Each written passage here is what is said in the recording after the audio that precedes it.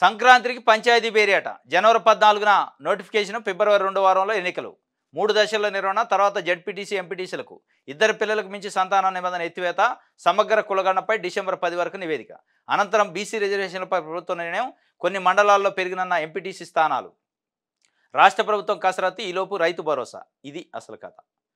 నిన్న ఇదే ఆంధ్రజ్యోతిలో బ్యానర్ ఐటము సంక్రాంతికి రైతు భరోసా అన్నాడు. ఇవాళ సంక్రాంతికి పంచాయతీ ఎన్నికలు అంటుండు. ఈ పంచాయతీ ఎన్నికలకి, రైతు భరోసాకి, బీసీ రిజర్వేషన్లకు సంబంధం ఉంది. ఈ మూడు ఇంటర్లింక్ అయి ఉన్నాయి.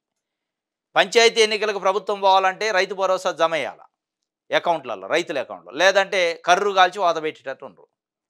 పంచాయతీ ఎన్నికలకు పోవాలంటే రైతు రుణమాఫీ కానీ రైతులకి డబ్బులు వేయాలి, జమ వేయాలి. దానికోసం నిన్న రైతు సదస్సు అని మహబూబ్నగర్లో పెట్టి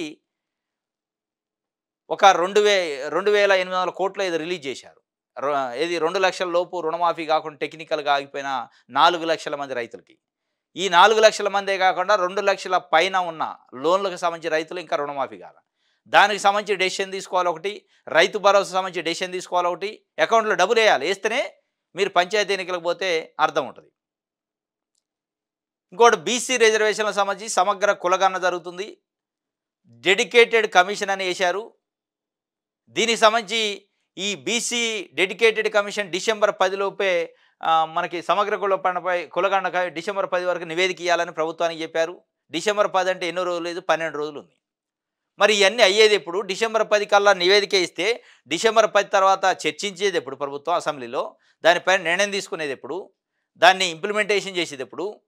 అది మళ్ళా డిసెంబర్ 10 నుంచి జనవరి 10 వరకు సంక్రాంతి అవుతుంది. ఈ నెల రోజుల్లో ఈ ప్రక్రియ నిజంగా రాయిద్దా? రైతు భరోసా చేయటం, రైతు రుణమాఫీ అమలు చేయటం, ఈ రిజర్వేషన్ అమలు చేయటం 42%. ఈ లోపు మీరు ఏదన్నా 42% హడావుడిగా అనౌన్స్ చేస్తే ఎవడన్నా కోర్టుకు పోయి స్టే తీసుకోడా? ఈ అన్ని అనుమానాలు ఉన్నాయి. ఈ అనుమానాలు నివృత్తి చేయాల్సిందే ప్రభుత్వమే. సంక్రాంతి లోపు పంచాయతీ ఎన్నికలు నిర్వహిస్తామంటుంది. ఇప్పటికే పంచాయతీ ఎన్నికలు 1 ఇయర్ లేట్ అయింది. 2024 జనవరికి నిర్వహించాలి. కేంద్ర ప్రభుత్వం పంచాయతీరాజ్ చట్టం ప్రకారం ఎన్నికలు సకాలంలో నిర్వహించకపోతే అక్కడ నుంచి వచ్చే ఇన్సెంటివ్స్, అక్కడ నుంచి వచ్చే నిధులు, గ్రాంట్స్ రావు. 6 నెలల లోపే నిర్వహించాలి. 6 నెలలు అత్యధిక కాలం ల్యాప్స్ అయిన తర్వాత. కానీ సంవత్సరం అయింది ఇప్పటికి. ఇప్పుడు ఆ నిధులు ఆగిపోయే ప్రమాదం ఉంది. ఇక్కడ చూస్తే కామారెడ్డి డిక్లరేషన్ పేరుతోని రాష్ట్ర ప్రజలకు హామీ ఇచ్చారు. బీసీలకి 42% రిజర్వేషన్ ఇస్తారని, అది కొరకరాని కొయ్యగా అయింది కాంగ్రెస్ ప్రభుత్వానికి.